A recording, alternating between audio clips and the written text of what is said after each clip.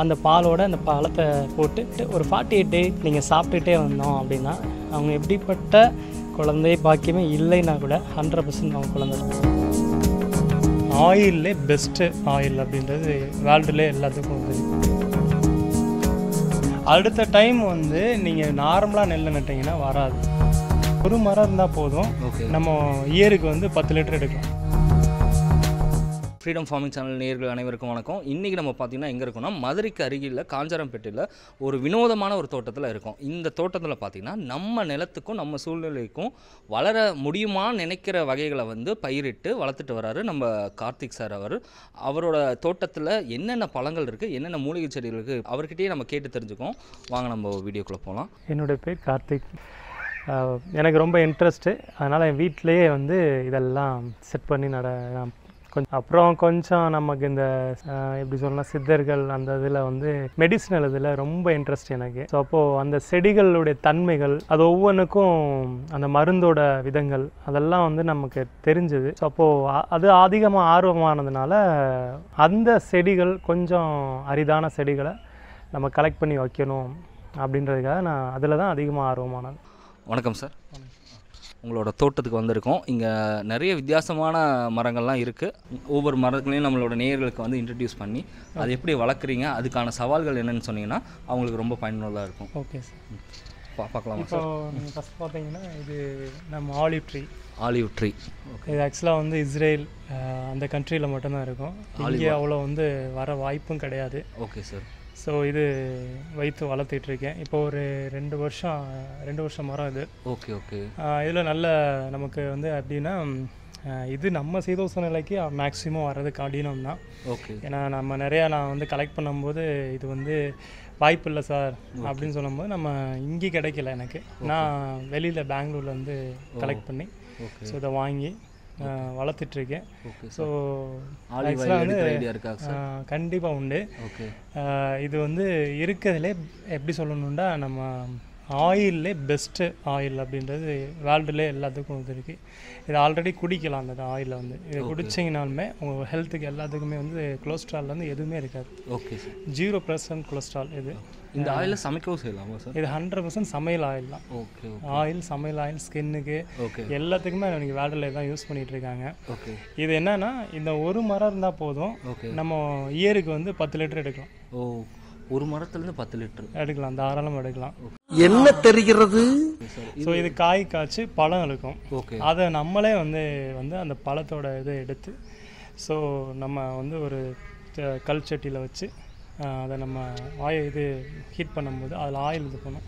அதை துணியில் இது பண்ணி நம்ம எடுத்து அதை நம்ம வீட்டில் குழந்தைங்கலேருந்து எல்லாத்துக்கும் இது சாப்பிட்டிங்கன்னா உங்களுக்கு வந்து வாழ்க்கையில் அந்த ஆயில்னால் வர எந்த இன்ஃபெக்ஷனுமே இருக்காது.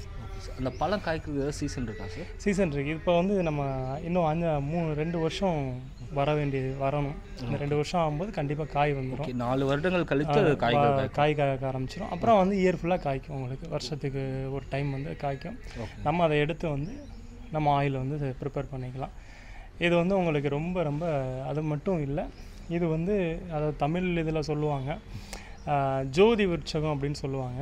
அது நிறையா ஜோதி விருட்சம்னா ஃபேமிலி, அது ஒரு ஃபேமிலி. ஓகே. அதில் அந்த ஃபேமிலியில் ஒரு ஃபேமிலி தான் இது. ஓகே. இப்போது இதை இங்கே வளர்க்குறதுக்கான சவால்களை எப்படி நீங்கள் சமாளிச்சிங்க நம்ம சூழ்நிலைக்கு?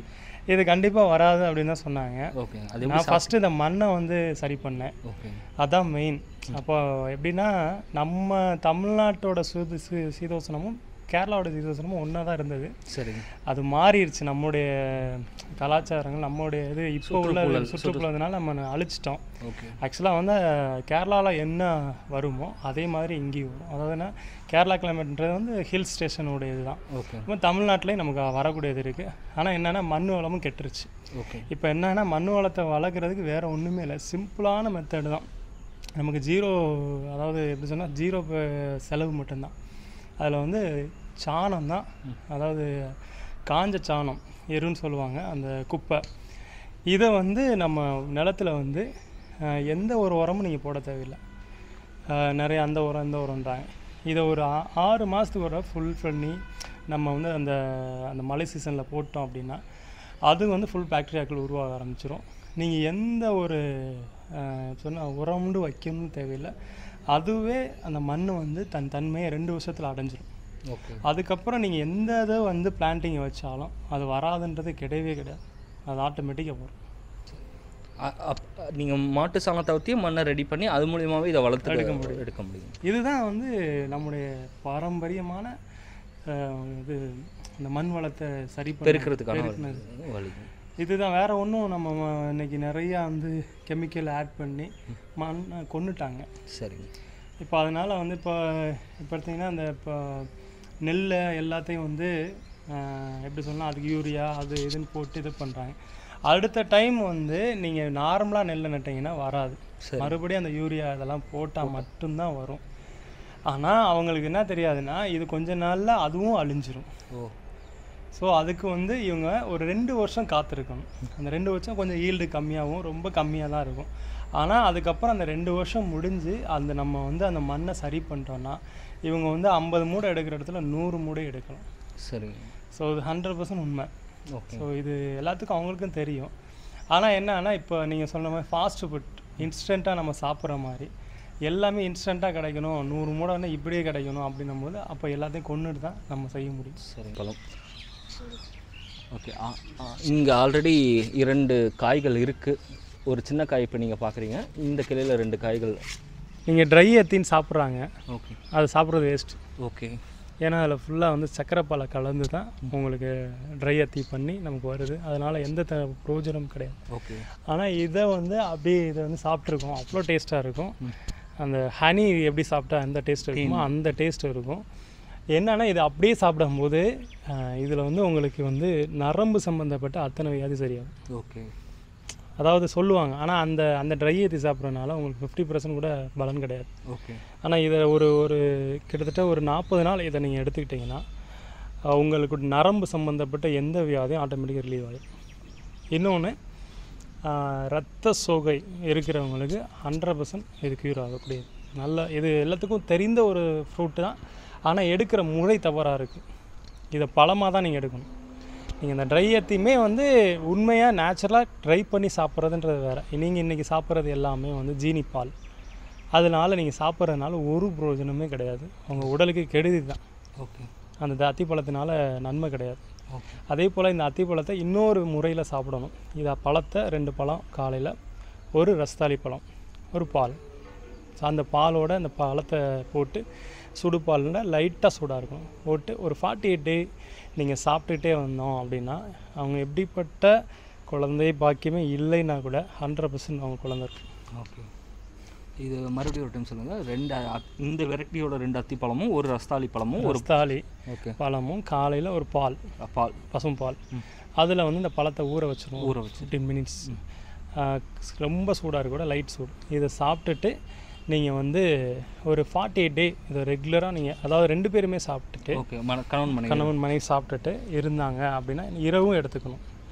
அப்படி எடுத்துக்கிட்டு இரவு மட்டும் அதோடு சேர்த்து ஒரு 3 வெள்ளைப்பூடு வறுத்தது அதையும் சாப்பிடணும்.